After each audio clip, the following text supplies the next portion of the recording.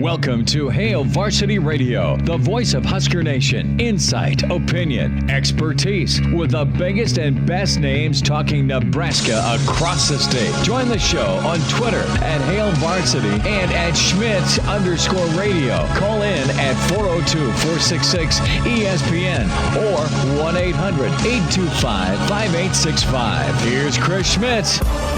Welcome to it. Great to be with you on a Thursday. It's Hail Varsity Radio, presented by the Nebraska Lottery. Chris Schmidt, Damon Barr is in.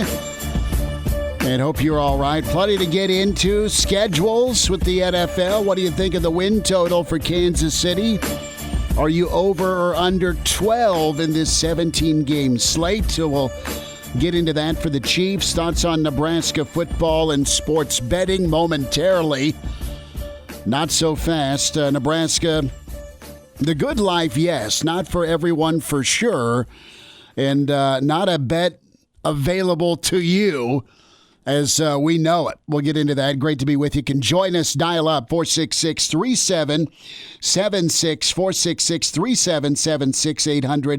466-3776, 800-825-5865. You can find us on Twitter at Schmidt_radio. At Damon Barr, that's 2 R's, and email Chris at HailVarsity.com. Also dive into the shot clock discussion for high school basketball, and we'll hear from Jeff Smith on that in about an hour 20. The Hall of Fame coach for Southeast, former Nebraska assistant, Gary Barnett with us. Get his take on what's happening at Northwestern as they are looking for a new AD.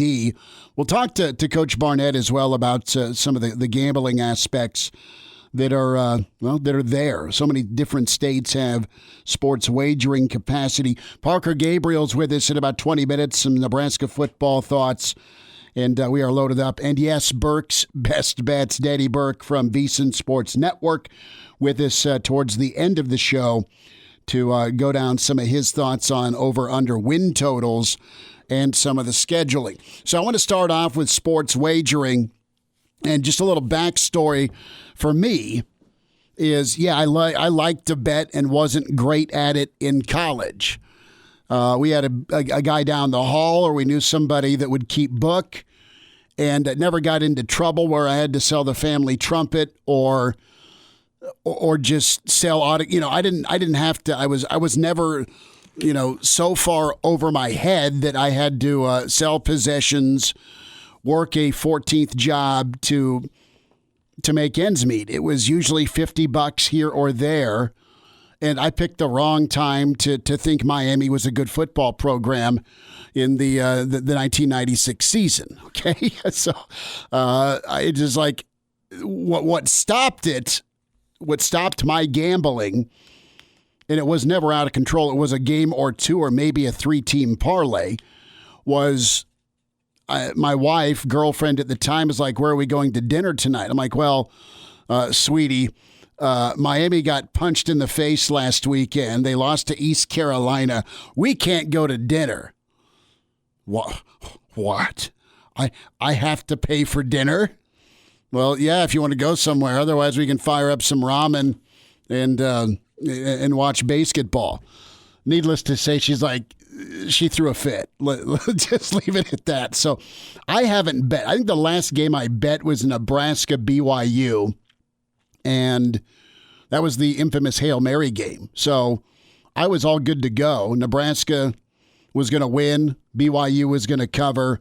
And then BYU got the outright win. Obviously, the beginning to the Mike Riley era, and that was horrific. So what's happening right now, you have mobile sports betting and betting on local college teams. That was stripped today from the Nebraska sports betting bill.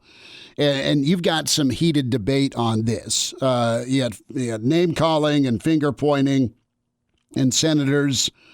Some are ticked off, and Senator Adam Moorfield hates this provision. So you can drive to Iowa, put a bet on Nebraska, and go watch the game.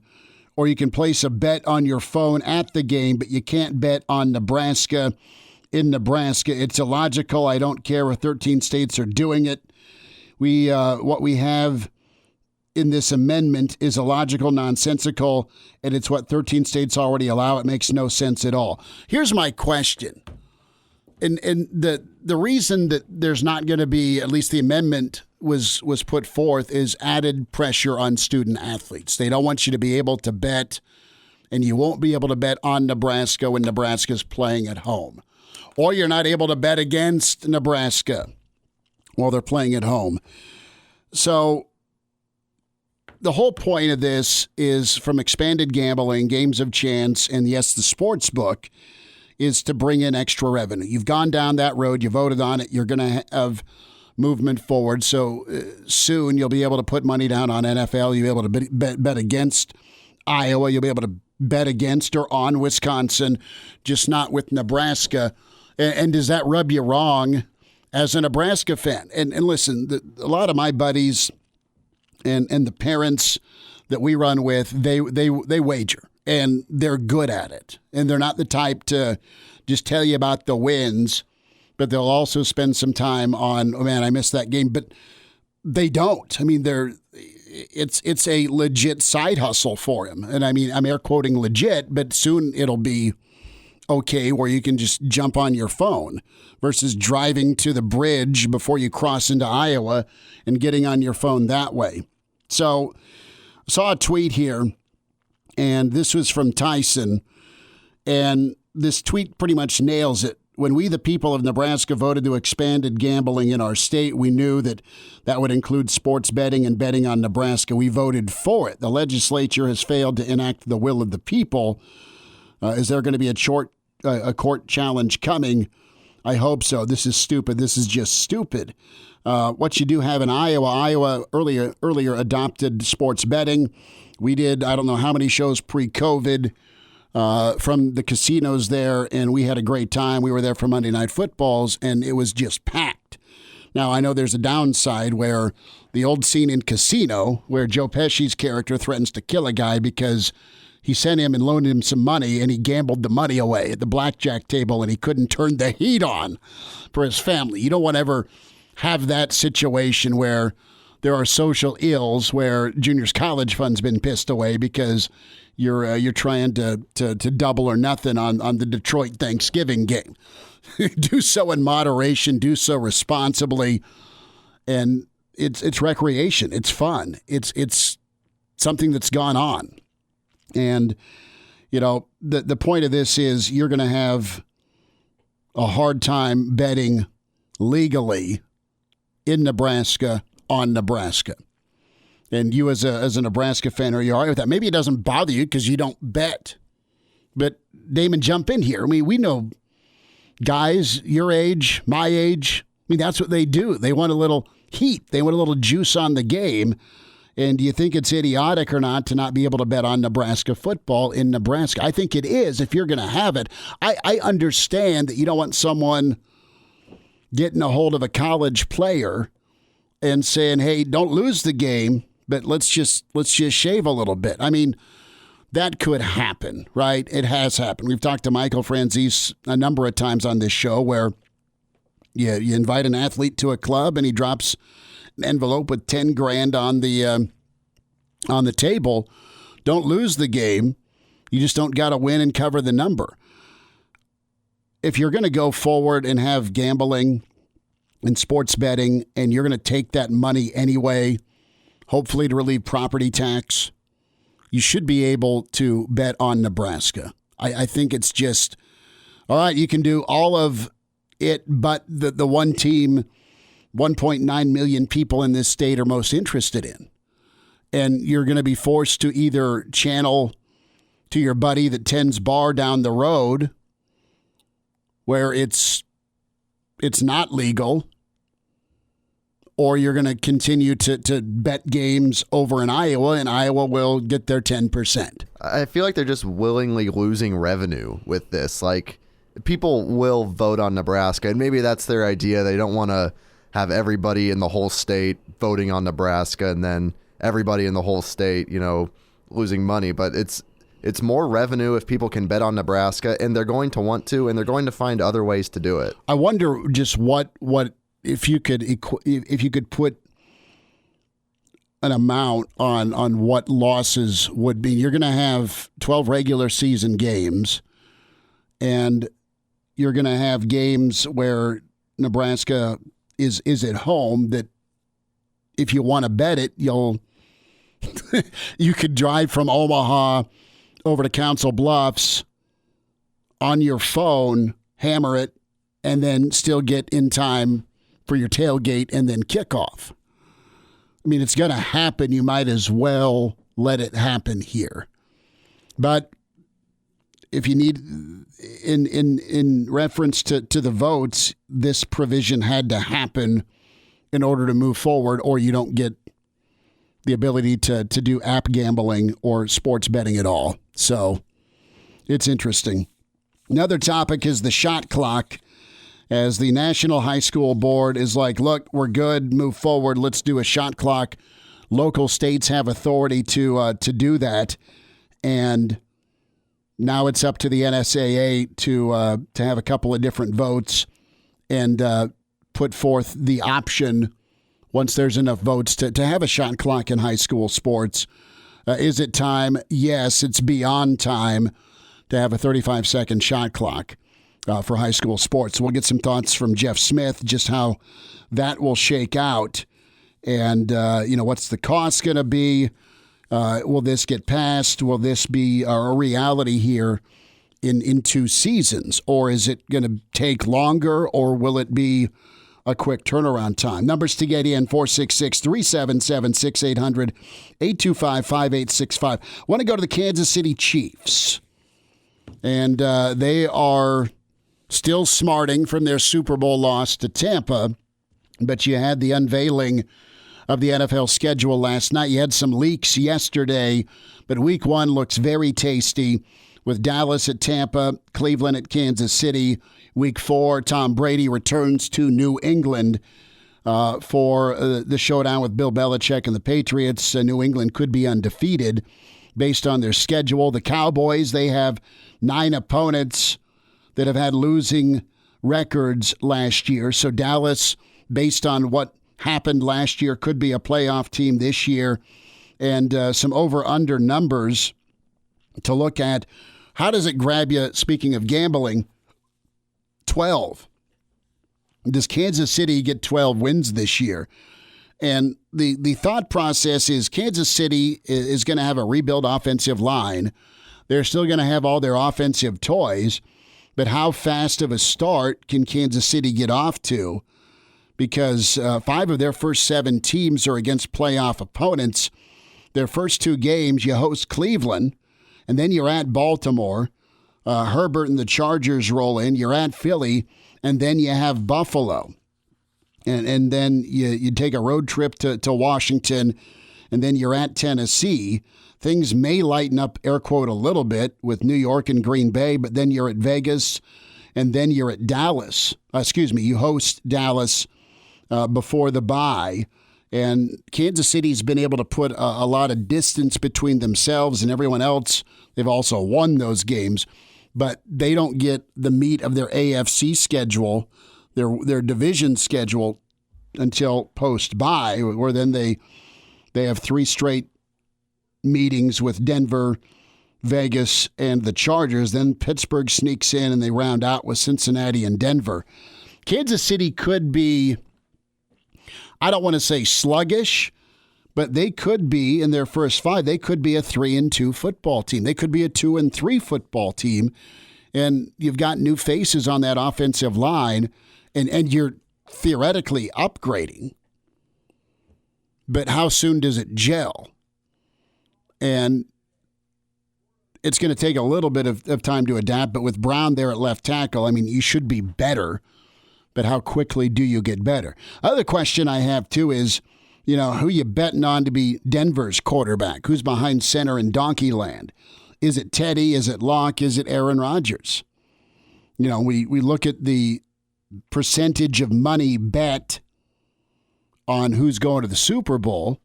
Well, 23% of money is going on Tampa to repeat.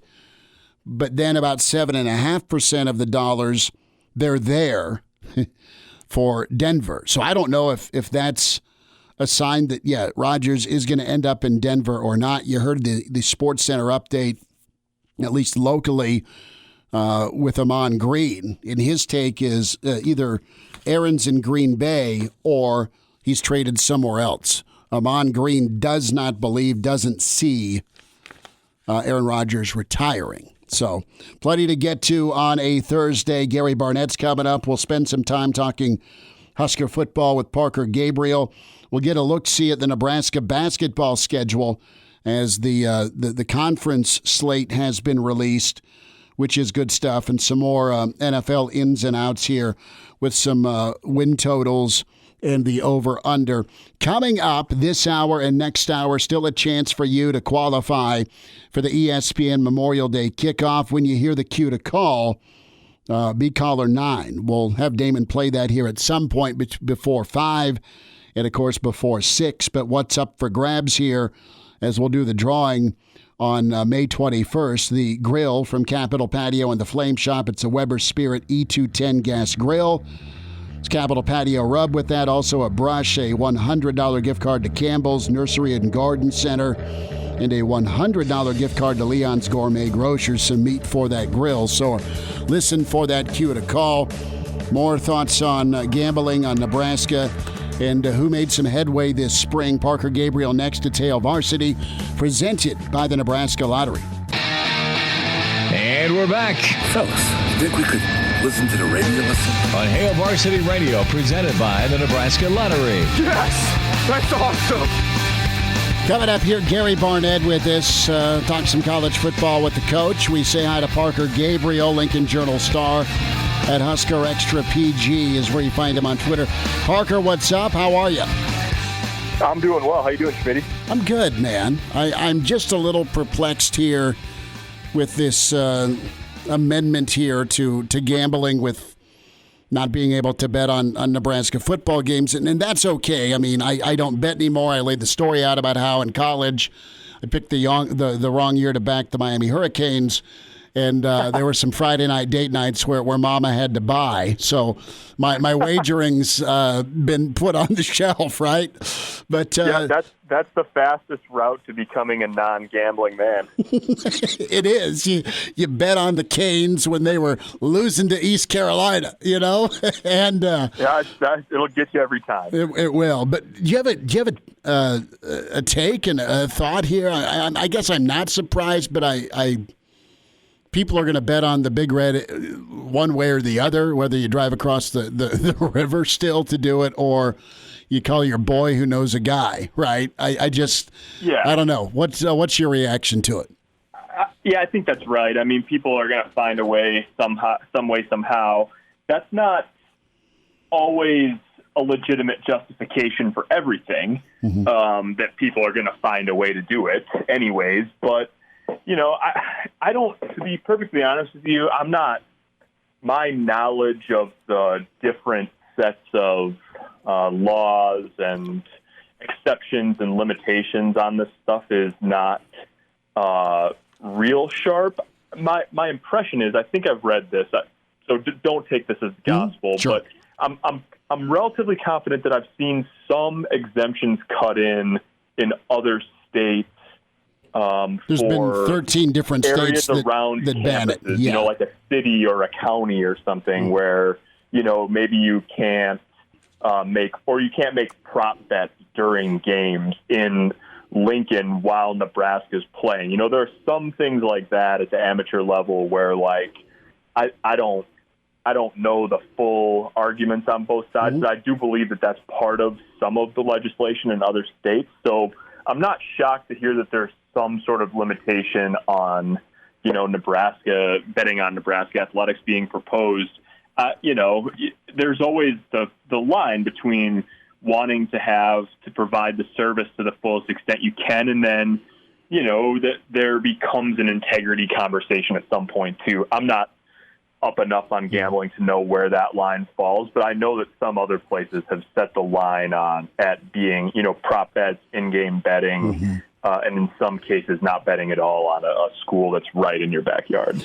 And that's not new. Yeah, there's several states that are saying no to that, and I'm unclear on if Nebraska's on the road, then can you bet on them since they're not, down the street? Yeah, right. So the way I understand it is you're just not going to be able to jump on your app and pull the trigger on a second half over under or whether Nebraska wins or loses. So you'll have to plan accordingly. There's the rest of the Big Ten to feast on, though. So it's better than nothing if you're a gambling enthusiast. I want to go to the Garth Brooks announcement, Parker, and Memorial Stadium getting dusted off for a show for the first time since '87. When there's the fabulous black and white photo of Willie Nelson and T.O. That was there. I wish I had a thought bubble with T.O.'s expression. What was he thinking of Willie and what kind of cologne was Willie wearing that day? A thought here. Is this? I think I know what scent Willie's cologne is. I know. It was Funyuns, right? Yeah, right. Exactly. So is this the first of maybe a tradition to start? Can you see Nebraska thinking about, let's have a pre-football concert kickoff party, not just this year, but for years to come? I mean, if it goes well with Garth, because so many Nebraska fans love his music, and hey, it's going to be a party at Memorial before the season. Yeah, that's a good question. I could see it. I don't. It's going to be interesting though, because you've got to have in order to do that, you've got to have a performer where you're going to sell way more than the 15 or 18,000 or however many you put in Pinnacle Bank Arena. So it would have to be a pretty big name. I think that there's a pandemic element to this where Nebraska was looking for a way to juice the, positive economic impact in Lincoln and around the stadium earlier in the season. It's part of the reason why they explored the September 4th game and eventually moved one there. So, but then again, hey, if it's 8 to 10 million in economic impact this time, it'd be the same thing next year if you sell all those tickets again. So I do think there's going to be interest in doing it again. The question will be, how does it go?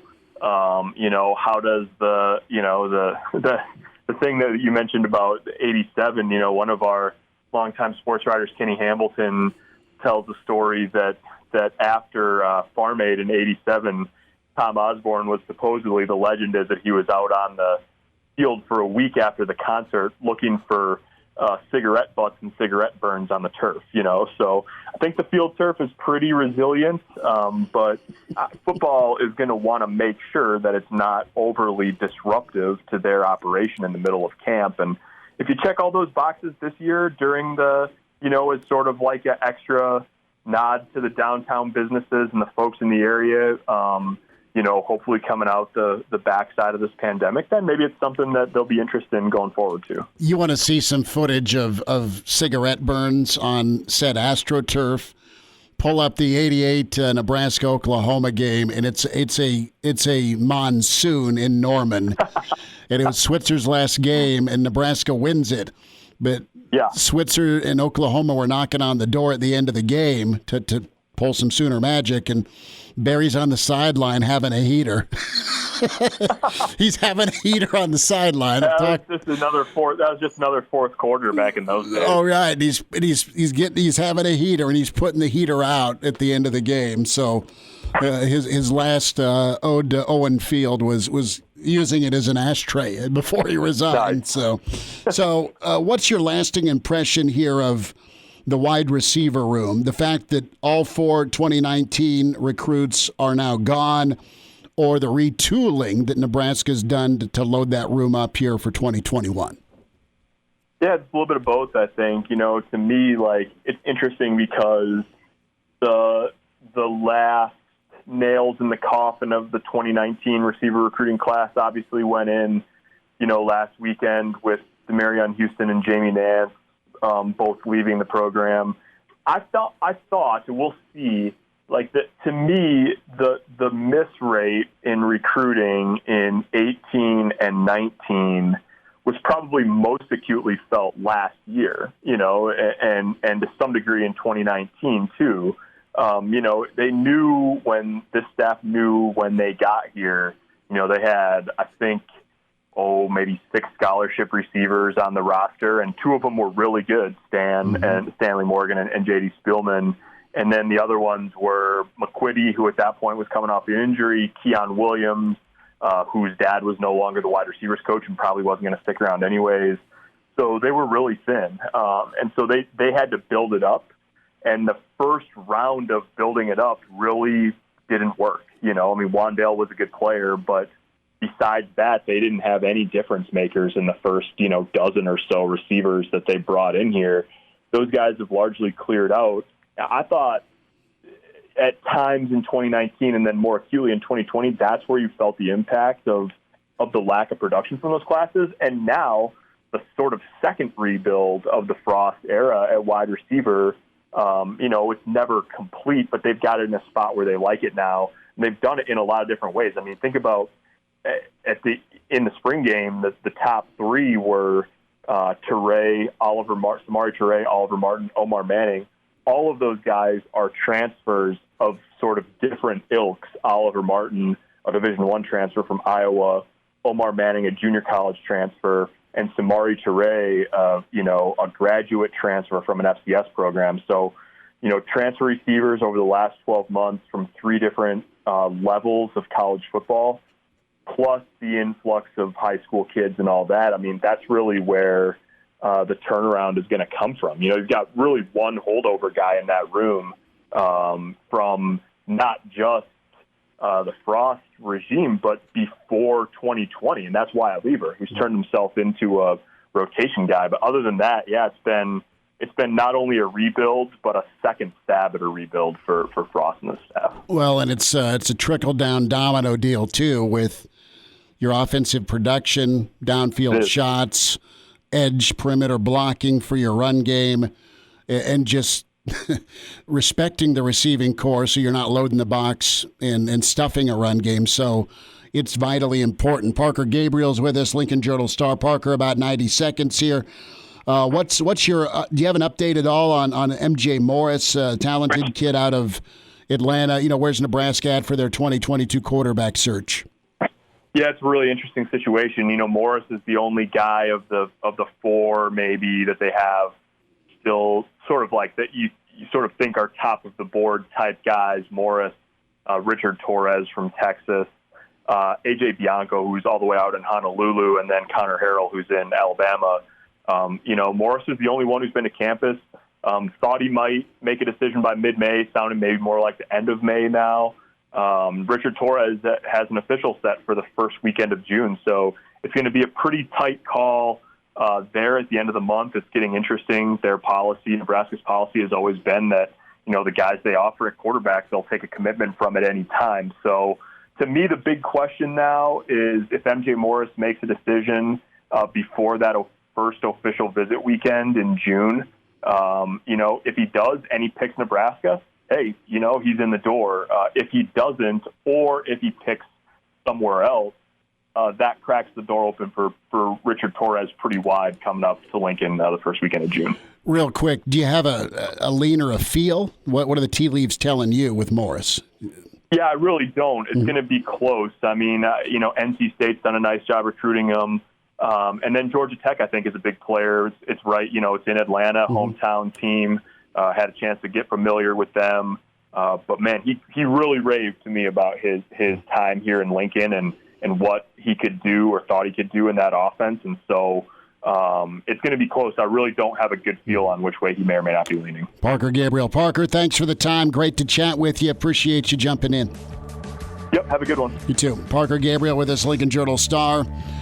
And Ed Husker Extra PG. Good thoughts on the quarterback. We'll dive into some recruiting next.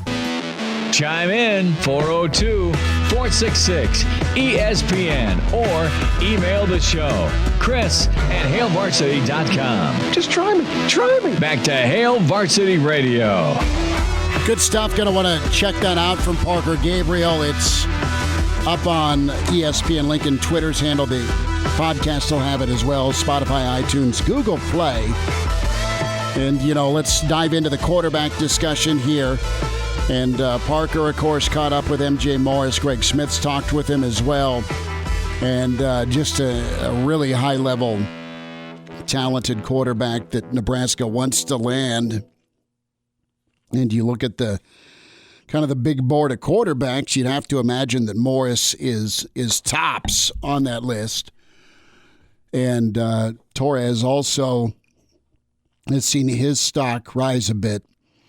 So, what happens next if the announcement's been delayed, and it has, mid-May was kind of the projection. Things are easing up just a touch. I'm being highly sarcastic with that. You're going to have more and more travel opportunity, clearly, with mask mandates and the CDC and easing of travel, assuming you've been vaccinated. That's all great news, especially for what the NCAA's moved forward with June official visits. So Nebraska, we need to ask the question if they're the team to beat. And when you listen to some of the recruiting experts out there, I don't know if Nebraska's the team to beat. And I say that because you had a great time at the spring game. You were wowed at the spring game per your social media posts. And listen, it'd be great for Nebraska if they get M.J. Morris. And if he chooses Georgia Tech or Tim Beck in North Carolina State, whatever, man. Good for you. Go to where you feel best and you think you're the better fit. Honestly, I don't care where a kid goes as long as they're happy, they get a great education, and they have a great career. That's all I care about. If I would put, and this ain't going to happen, put Junior in their shoes, right? But the thing with Nebraska here and M.J. Morris, excellent visit, loves Nebraska. I think the vicinity to Georgia Tech and his relationship there is very real. I think the family connection to Shard Choice, there's a blast from the NFL past at Georgia Tech, is very strong. I think that's difficult. Florida State was where he wanted to end up, and he was clearly number 3 on their list, or he couldn't make his mind up, or Florida State had 2 better options on their board. So this experience at Nebraska is great. You got to get him here again for an official. And if you're Nebraska, what do you do if you have Torres and some of these other quarterbacks make an official visit, but Morris yet hasn't? Do you still stay patient for the top guy on your board while hoping not to lose Torres if your plan's to just take one quarterback? And from what Parker said, that option's a committable offer, and you've got 4 names for one spot. If you love Morris, if you're Nebraska, and you think he's absolutely a clear-cut top dog, top on your board, let's cement a quarterback commit here for 2022, I think you've got to keep that open and tell your other quarterbacks that. Now, what's the upside with Torres? What's the reality with Torres as his stock continues to rise? I don't think it's a slam dunk. I do think the fact that he came up for an unofficial on his own dime to be wowed during the spring game's great. But if you're Nebraska, you just got to be patient with the kid at quarterback. And if you think Morris is the best, and I don't have inside info that they like Morris the best, but I'm doing my own math on that, I think you wait to get the yes from him. Now, looking bigger picture-wise, I think Nebraska, while we kind of stress and worry if you're a Nebraska fan about the backup spot behind Adrian in the short term, I think long term, I think you're all right with Harburg. I mean, I think Burke can turn into one hell of a ball player, and he's already got incredible tools now.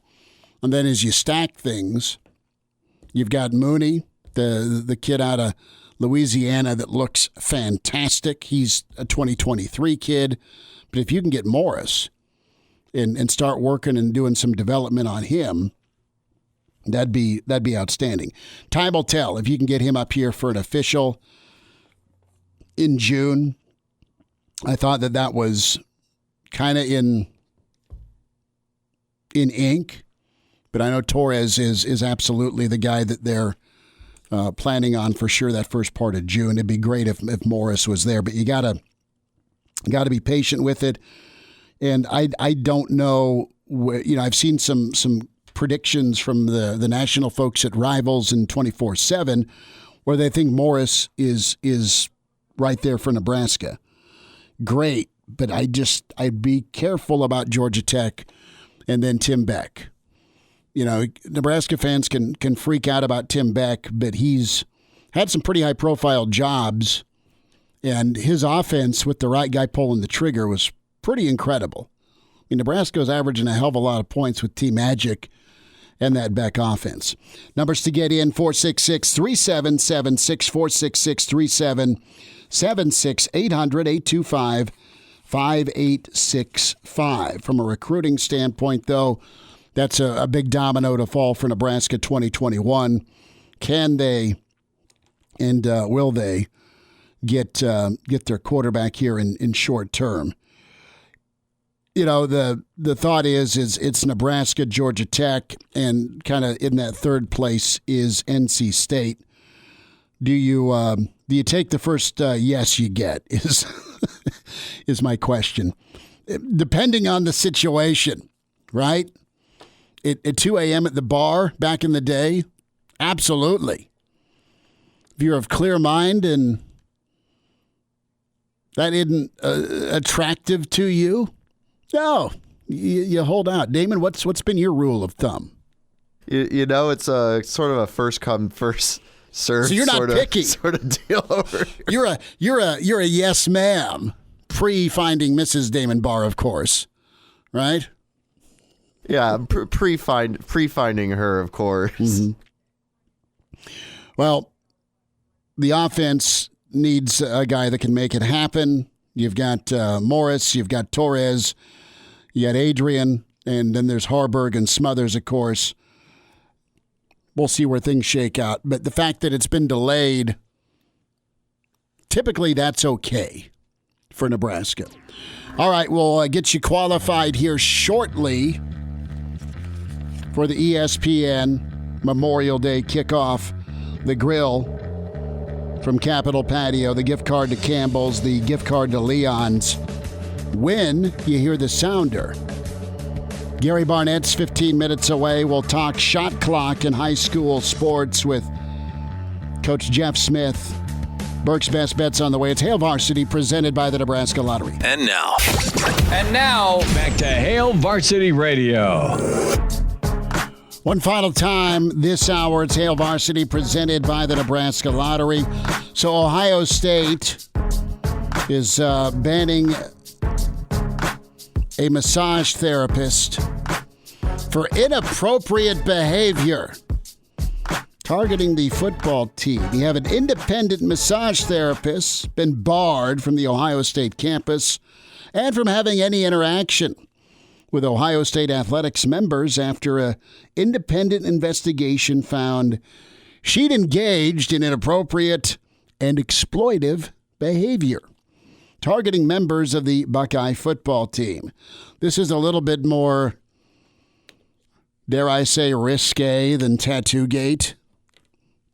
So you had Ohio State release a statement and full report on the investigation, concluding that the massage therapist had no affiliation with the university or its athletics department, and the school doesn't believe that any NCAA rules were violated. We'll get on that, what's improper benefits under the NCAA rule when it comes to massage therapy, Damon. But the massage therapist, a 41-year-old woman who lives roughly 2 hours north of campus, got her license in 2009, claims to have had clients in the NFL, NBA, Major League Baseball, NHL, and college football. So a complaint was filed on March 14th with the state medical board that alleged a female licensed massage therapist was offering free therapeutic massages to members of the football team.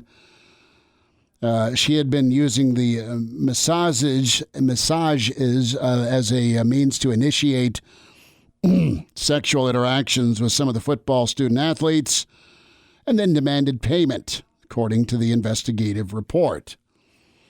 Note to self, background check on your massage therapists. Yeah? Is that okay?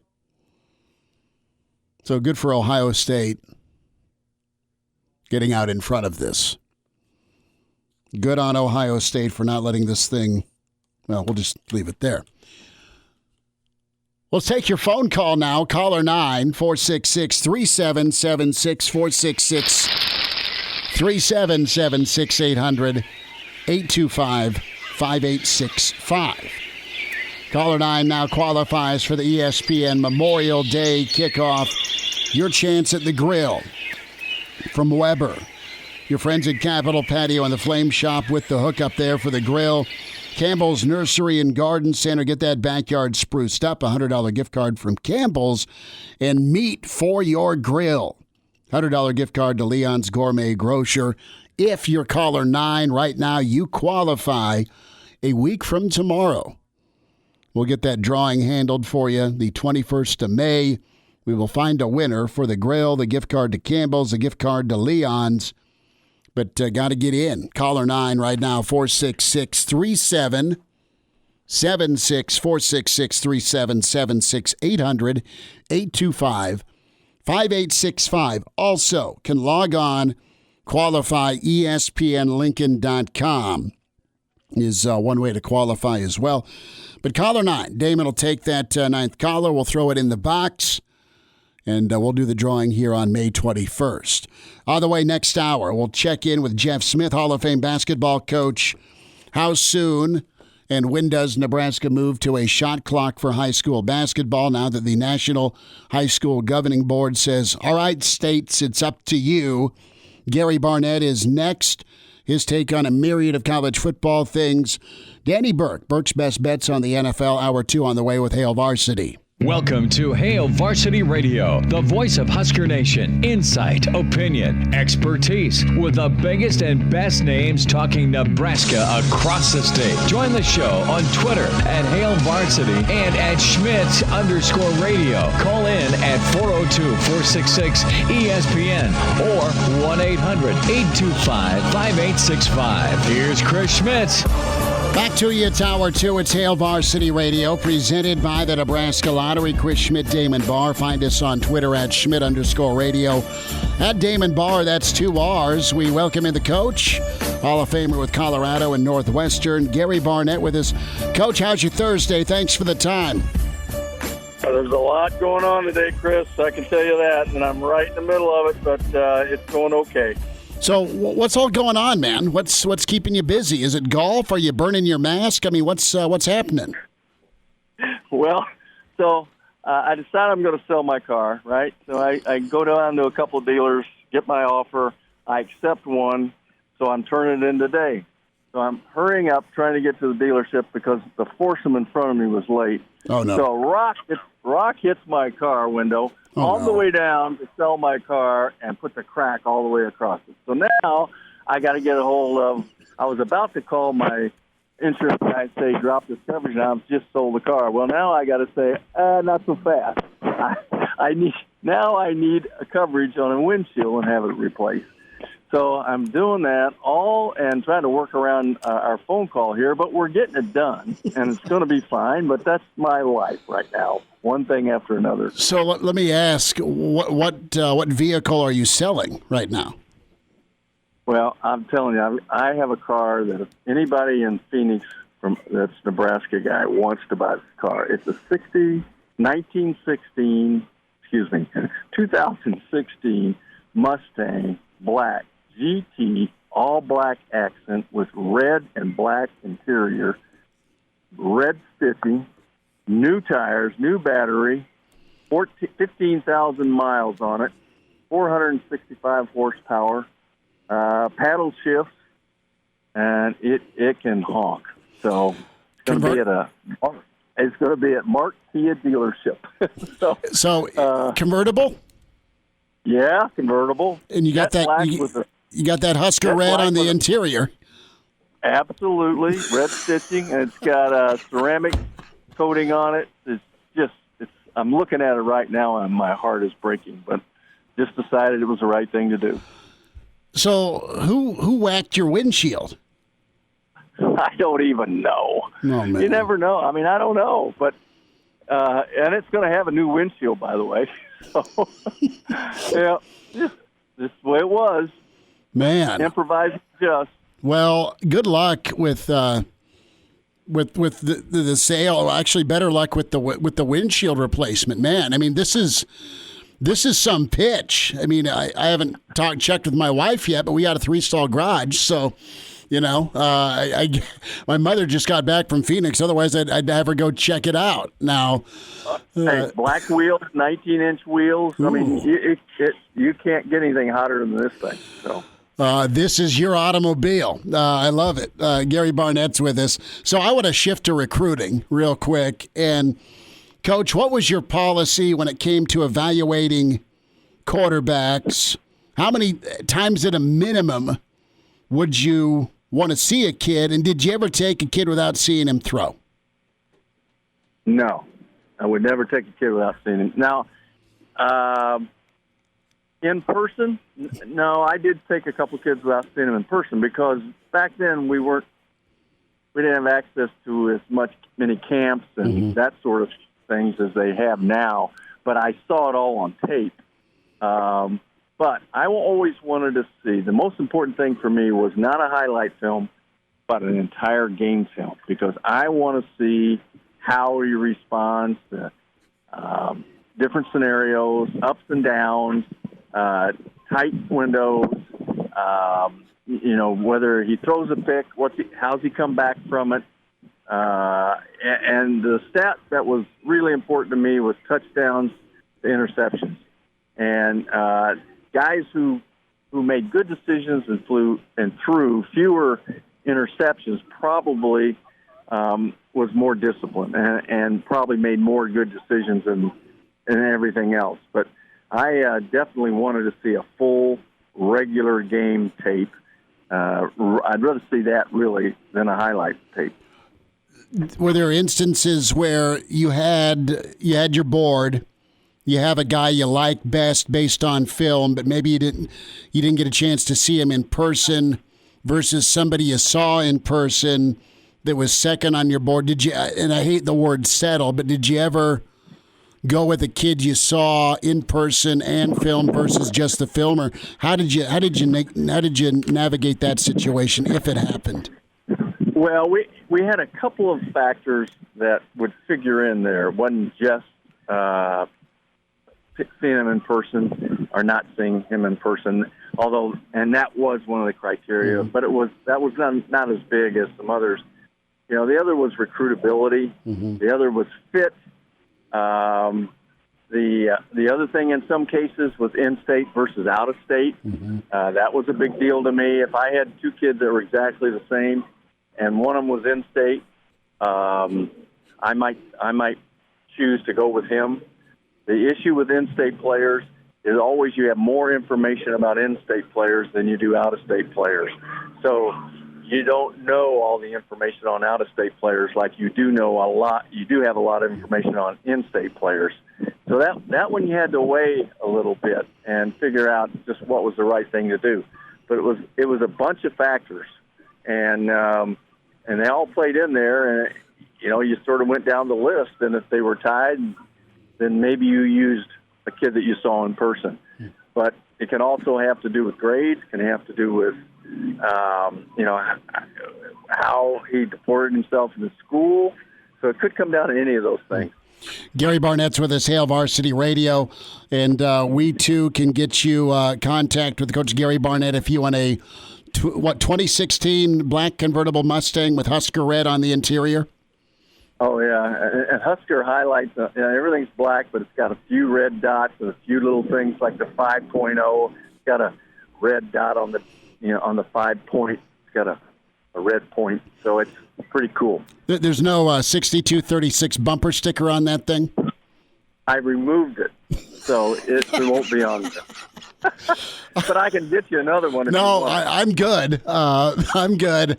Really intriguing story from my friend Mitch Sherman with The Athletic, and his story came out, I think it was Tuesday, on the Nebraska-Colorado game, Coach. And we've touched on that ball game before, but did you just have a sense that your team was beyond ready leading into that ball game? No, not beyond ready, but okay. Ready.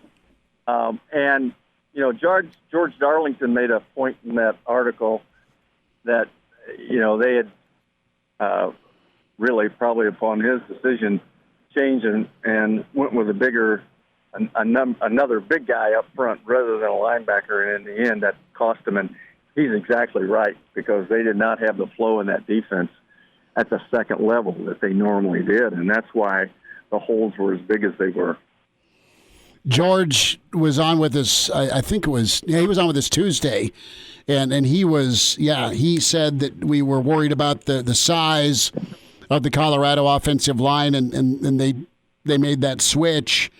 And what was the mood going into that ball game based on the memories of the last several matchups between Nebraska and Colorado? I mean, they were end of game moments where Nebraska won either in overtime or at the last second. I mean, they were one score ball games. They were, and Mitch asked me that question, and I told him what I'll tell you, and that is basically, we didn't put a whole lot into those games. We didn't think about that. We just wanted to win this football game, and we wanted to we wanted to win that game at that time. Mm-hmm. And what had happened the last 2 years had very little, at least in the coach's piece of it, as to what went on.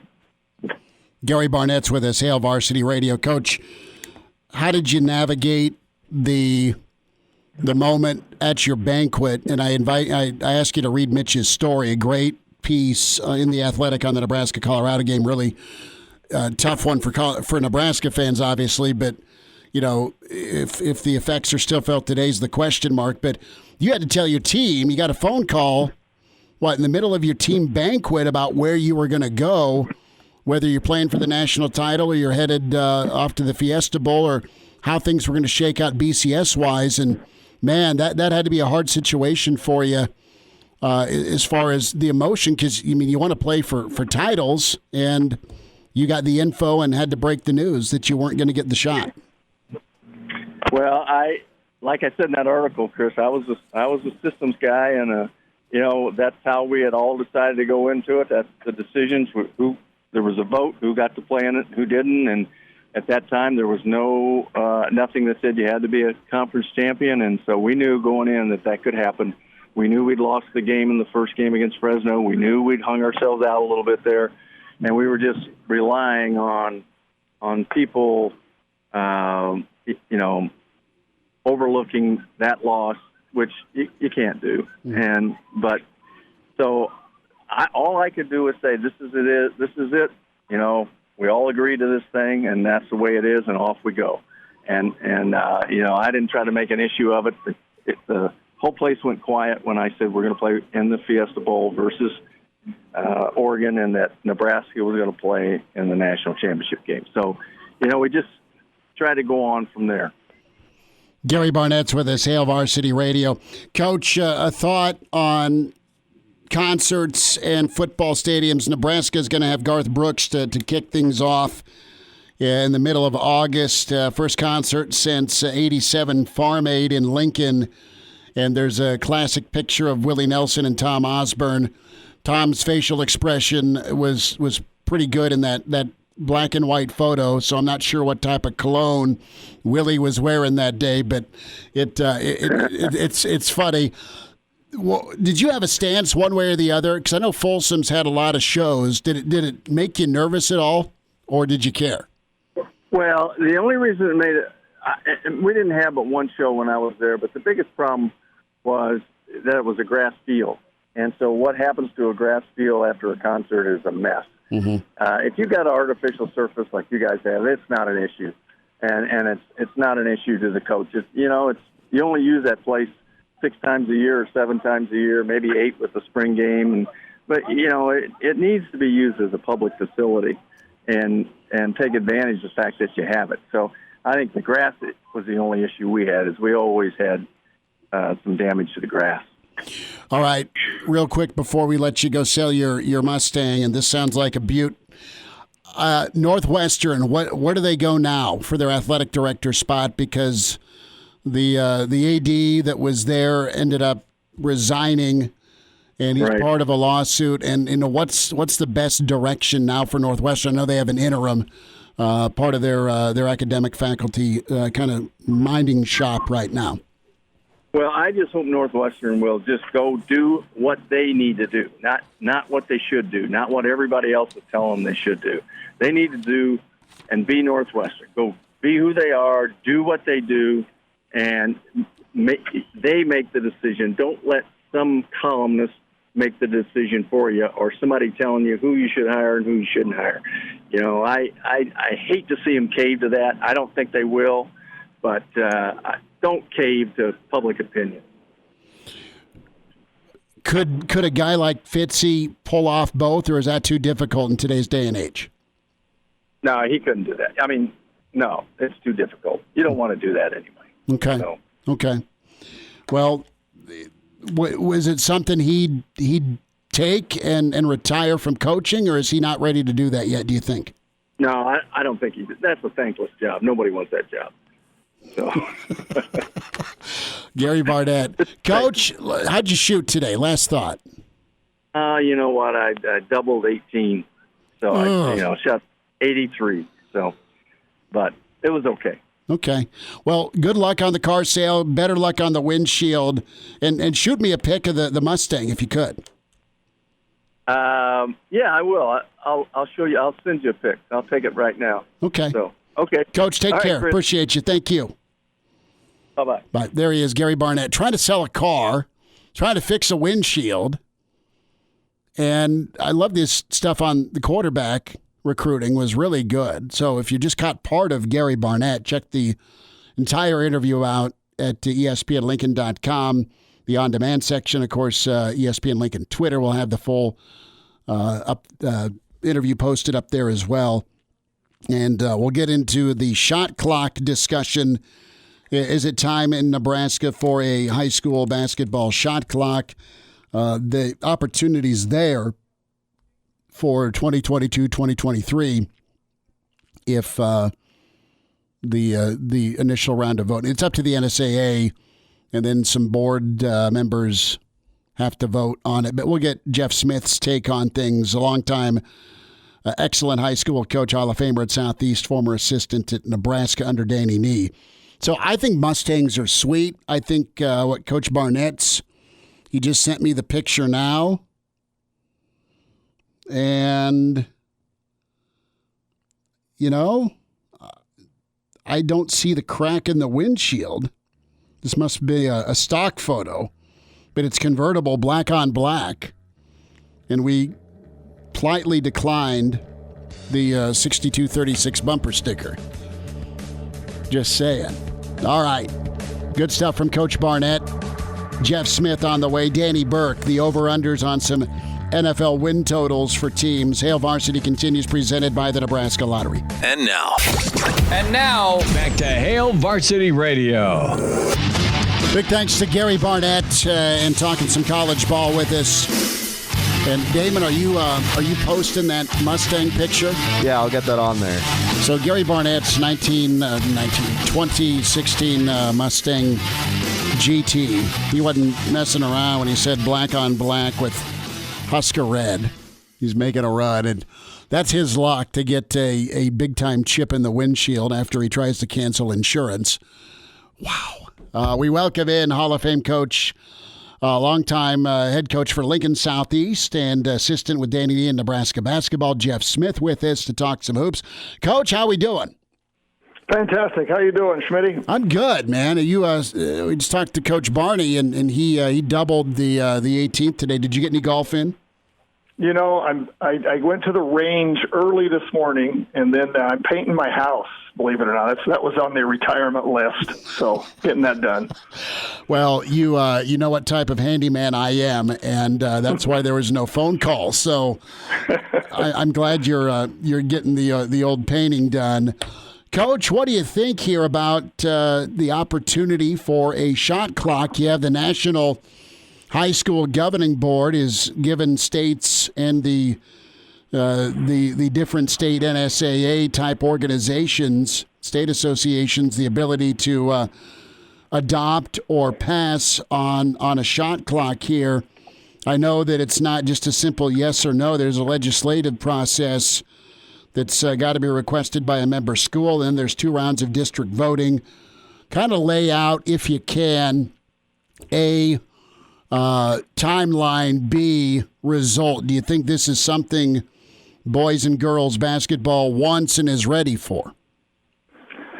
I think it's something that the coaches want, most coaches want. I'm not sure about administrators. I think timeline-wise, I think the NSAA is definitely going to entertain it, probably do some questionnaires.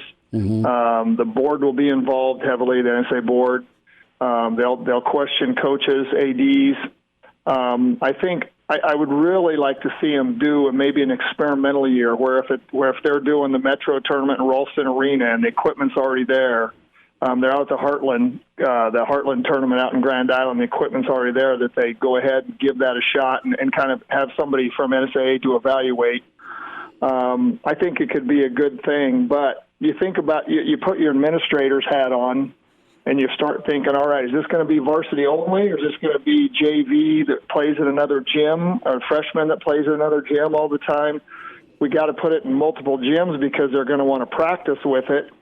Then you got to hire an operator, $35 a night, maybe 2 games, $17 an hour, whatever that would be, every game, and that's about all they can do. They can't do score clock and shot clock at the same time. So you put your administrator's hat on, there's a lot to it. You put your coach's hat on. I think the good teams are going to love it, and the teams that don't have as much talent that year are going to sometimes dislike it. Is the intent to speed up the game, or is the intent to just stop stalling at the end of games to make it more, a little more entertaining? There's lots to think about with it. Jeff Smith is with us, Hail Varsity Radio. We're talking shot clocks for high school basketball. From a cost standpoint, I mean, you look at Memorial PBA, and you look at Ralston, and you look at some of the different venues. They have the shot clock already. So when you get to some of the tournaments, that makes a lot of sense because there are some of the bigger venues for your championship Saturdays or your state playoffs. It's there, but from a cost standpoint, I mean, what's that going to run budget-wise to your athletic department? And do you cap it off for just Class A and B? Is it a statewide thing? Can you get some sort of grant or fundraiser going? I mean, how do you pay for all of it? That's a great question. The one-time equipment cost, I think they can absorb. I think athletic departments most can absorb that. But maybe Booster Club helps pay for that. That's kind of how they do things sometimes. I'd be more concerned about the operator. You got to know what you're doing. I think, if you do a high school one, you're probably talking, I think they said a minimum of 35 seconds, I think it said, but I was always thinking 35, 40 seconds. If you're Millard North playing Bell West, you're not going to use that thing. And I always felt like at the end of games, if you're protecting a lead, if you're trying to protect for more than 30 seconds, most time you turn it over. Even your good teams, teams know you're trying to just hold the ball. They get more aggressive. You turn it over. So I don't know how much that in some instances the shot clock's not going to be that big of a factor. Now, I almost called Coach Weeks. He plays a very controlled style of basketball. to see what he would say about it. A guy like the way they play, they might not like it that much and be very much against it. Well, that's, what spurred this on, and you had just an incredible postseason. It was great to have some normalcy, more normalcy, obviously, than 2 state tournaments ago with the pandemic. But you also had some stall tactics that were invoked, and I think the Class B specifically, and I'm not criticizing, do whatever you need to do to win, what your kids are good at, what they're comfortable with, but just from an aesthetic standpoint, it was tough to watch at some points, despite being able to hang a banner, right? I mean, the end goals to get a championship, but that was a little difficult. Now, in Class A, you had a situation where you're right. You had Bell West and Miller North. I mean, the track shoes were on, and it was fantastic. And to Beatrice's credit, they were able to execute in some key moments in the fourth quarter with where they kind of isolate and then go after a few seconds ticked off. But so different strokes for different folks. But man, there was a lot of complaining in some corners with just how slowed down the pace became, and maybe this is a way to kickstart it. Yeah, I think that's probably a lot of the thought process. I think from a coaching standpoint, it would be a lot of fun because you have a lot more strategies involved. You're gonna have to come up with a lot of sets to run or ISOs to run when you're getting down to 10 seconds on the shot clock. You might have people, soft press a little bit more because you want to run 8 seconds off the shot clock before they even get in the half court possession. It might prompt more zone being played because zones usually take a little longer to break down. It'd be really interesting, but it'd be fun to see the strategy. I love the 2-for-1s that the NBA does. I don't know why college doesn't do that a little bit more, but I think if I was a college coach doing that, I would have an automatic that if it's 45 seconds and you got to, you're going to shoot within 10. Because then you're going to get it back on the shot clock. I think that'd be interesting to see what would happen with high school too, and I'd like to see college do a little more of that too. Jeff, but go ahead. No, I'm sorry, I interrupted you. Go ahead, Coach. Finish your thought. Sorry about that. No, I lost it. Jeff Smith is with us on Hail Varsity Radio. So the strategy part, when it comes to getting kids ready for that next level, your thought, did you ever run across an instance where it was tough for a player to get used to a shot clock or fit into an offense, make that jump because they're going to a situation where there is now a shot clock? Yeah, and you got my thought back for me too. I was going to say I like to see the game come together. I'd like to see college men go to 4 quarters like the NBA and like international, like the women did, like high school is. That's another reason I'm in favor of the shot clock. I would like to see it all kind of. Now, it doesn't need to be as short, NBA 24, college 30, that's fine, maybe high school 35, 40. But I think it would help conditioning the athletes, the basketball players. But I never had a recruit come back. I never had Matt Hill or Nick Ball, those guys come back and say, man, that shot clock really is different. It never happened. So I think it's an easy adjustment that they practice with it all the time, the first 2 months before the season starts, and they adjust pretty quickly. And, again, how many times do we see a shot clock go off in the college game? It's just not that often. No, they'll get a shot off. The quality of shot selection is another discussion point, but you're hoping your offense will get a cleaner, more open look. Before we let you go, Jeff Smith with us, Hall of Fame coach, Lincoln Southeast, former assistant at Nebraska, here with us on Hail Varsity Radio.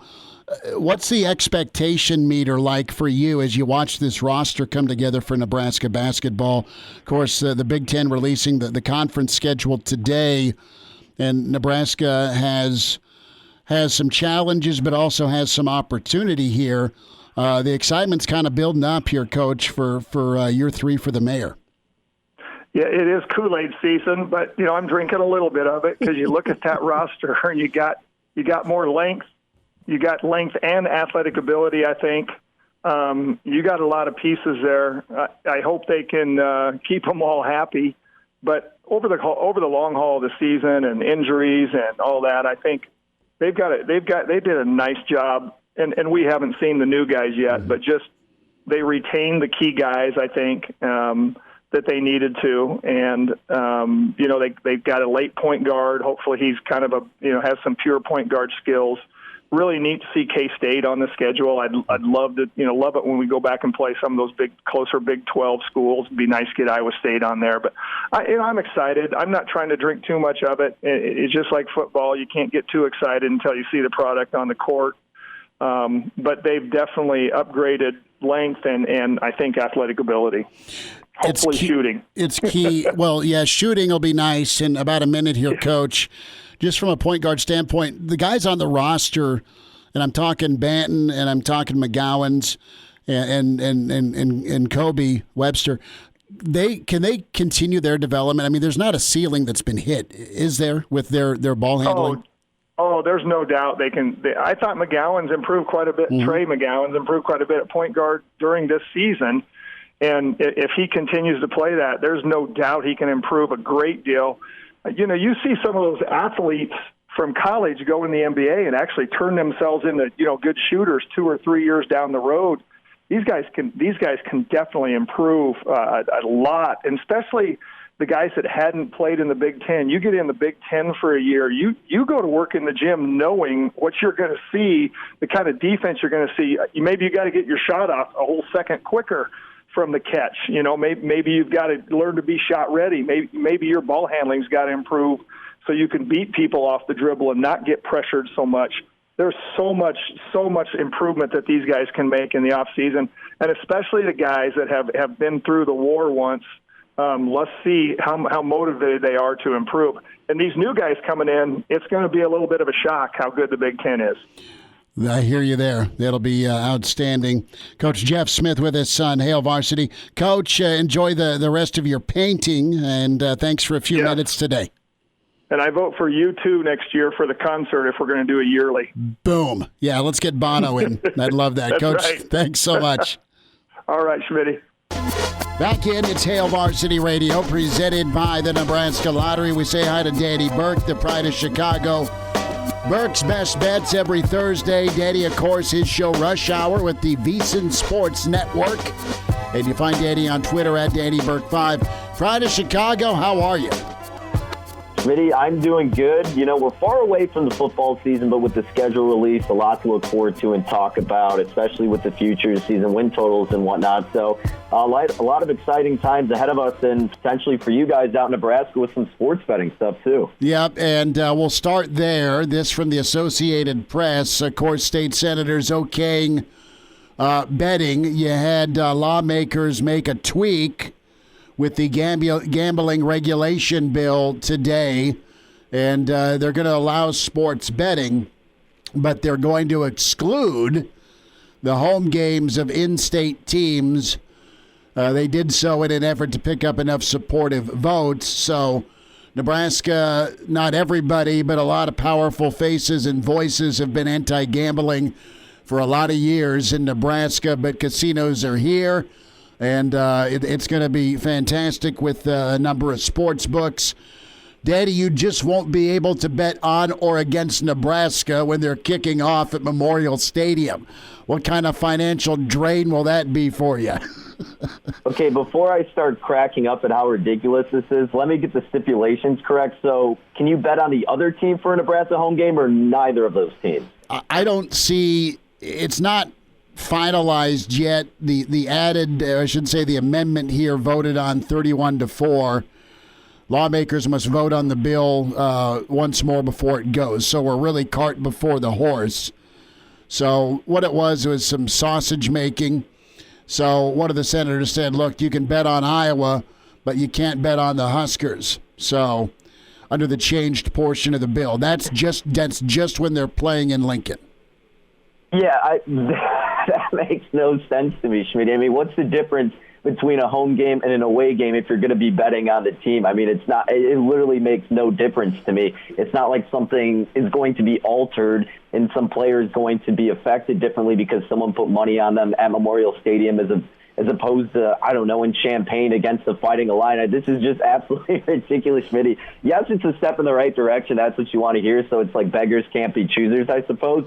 But it's literally going to make no difference. I just don't get what's the point of the tweak, because if you're doing it at all, why not go all the way instead of doing little tweaks that are just going to frustrate people more so? They're still going to find a way to bet it. Thus, you're just eliminating yourself from getting more money and helping your own state out with the smaller chance of revenue because of the limited amount of games and teams you can bet on because of it. It just really makes no sense. It is utterly ridiculous to me. Well, I don't disagree with you. Some lawmakers said they're not comfortable with allowing bets on college teams, arguing it could put undue pressure on Nebraska student athletes. So because they don't already have enough pressure on them regardless with all the expectations from the 90s and so forth. Right. Hey, at least all those road games, you can still lay heat on them or against them, and there'll be no extra booing in the stands because you couldn't bet for or against them right. In Memorial Stadium. So, hey, at least we're going to have you out here for a Danny Burke reunion here when the casinos get rolling.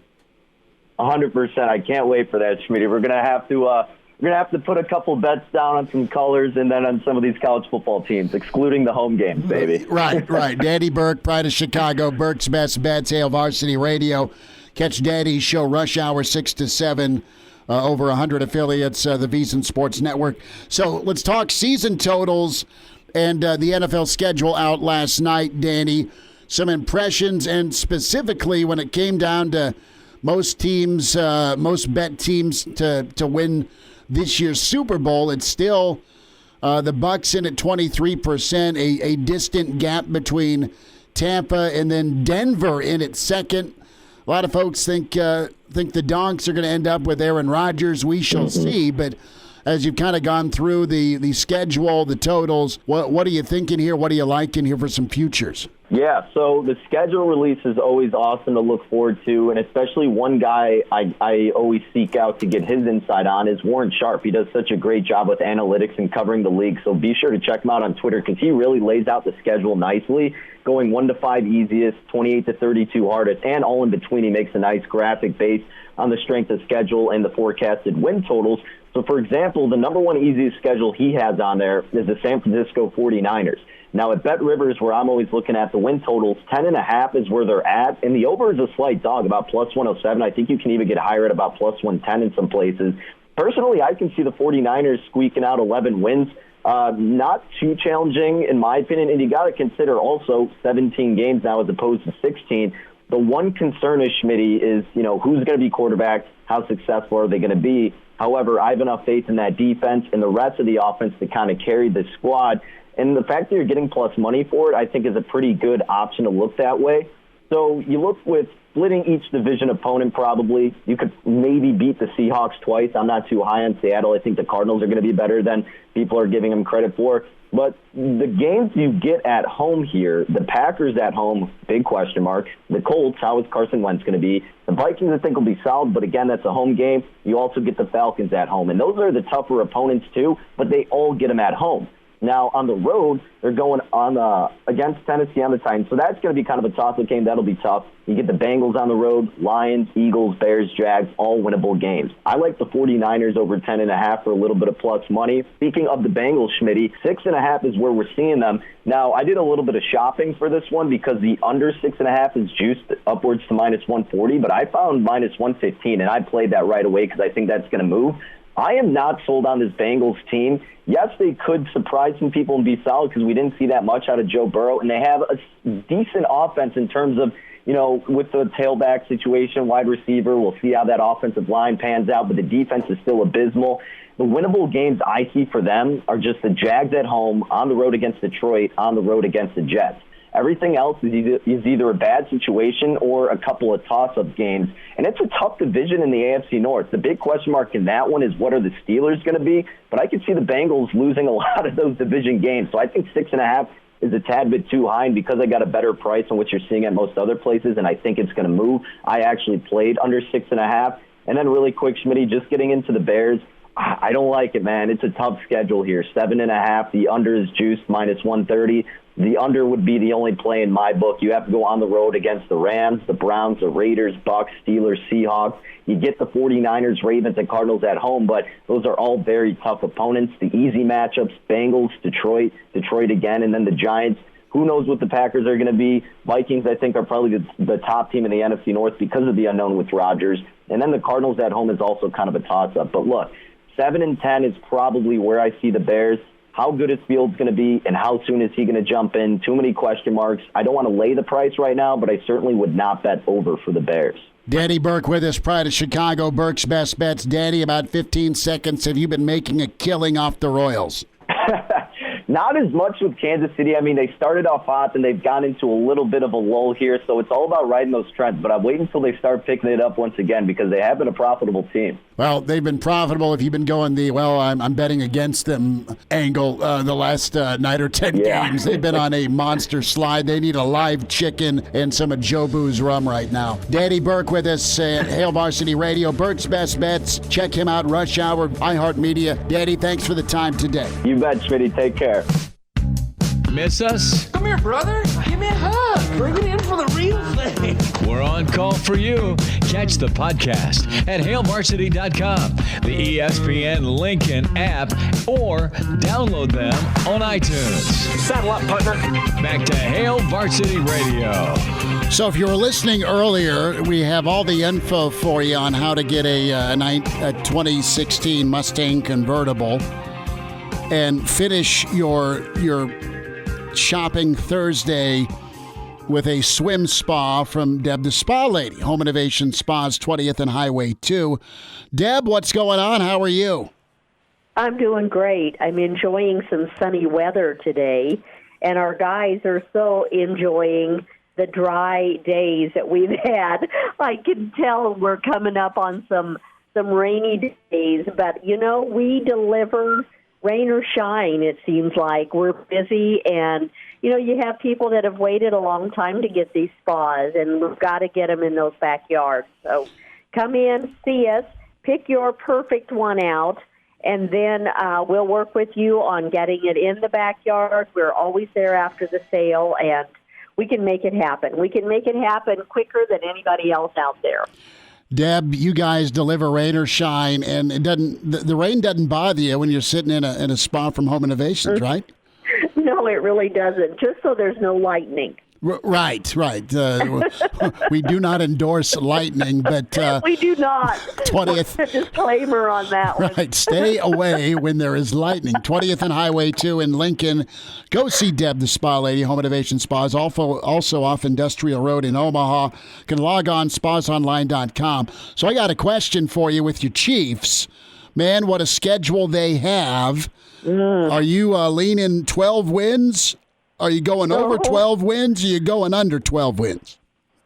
Oh, man. I've got to say over. I've got to. So I will. I will say over. Would you like me to read their schedule to you? Do not. Because I remember months and months ago, we were, and I still have this written on a little scratch of paper, we were talking, and I predicted a score that was so ridiculous. And oh my gosh, if they hit that exact amount they won by. So you just mark my word today. Deb says 12 wins, lock it in. And then when gambling's legal, we can all go to our app that's right. while we're sitting in a hot tub and bet on Kansas City because they're not in Nebraska. How nice! How nice will that be? And you know what? Think about this: they need to come find a spa from you to sweat out and help relax during some of those tense games, right? When you're wagering. That's right. I need to get an in there with the Chiefs on hot tubs and get the hot tubs delivered to every single one of them. We'll just send Mahomes your way. Deb, when can folks when can folks come see you, and where can they visit? And there's a spa for everybody, correct? That's right. They can come see us, 20th and Highway 2 here in Lincoln. You could go to our website. That's spasonline.com. In Omaha, we're at 138th and Industrial. And we're open Monday through Friday, 10 to 6, Saturday, 10 to 4. 20th and Highway 2 in Lincoln if you're coming to town, or off Industrial Road. Deb, the Spa Lady, Home Innovation Spas. Deb, we'll talk next week. Go Chiefs. Thanks for the time. Okay. Thank you, Chris. Bye-bye. All right. Good stuff from Deb, the Spa Lady. Let's take caller 9 right now. Caller 9 right now. Qualifies for the ESPN Memorial Day kickoff. The grill from Capitol Patio. The gift card to Campbell's Nursery and Garden Center. The gift card to Leon's Gourmet Grocer. Meet for that grill. Caller 9 now, 466-3776.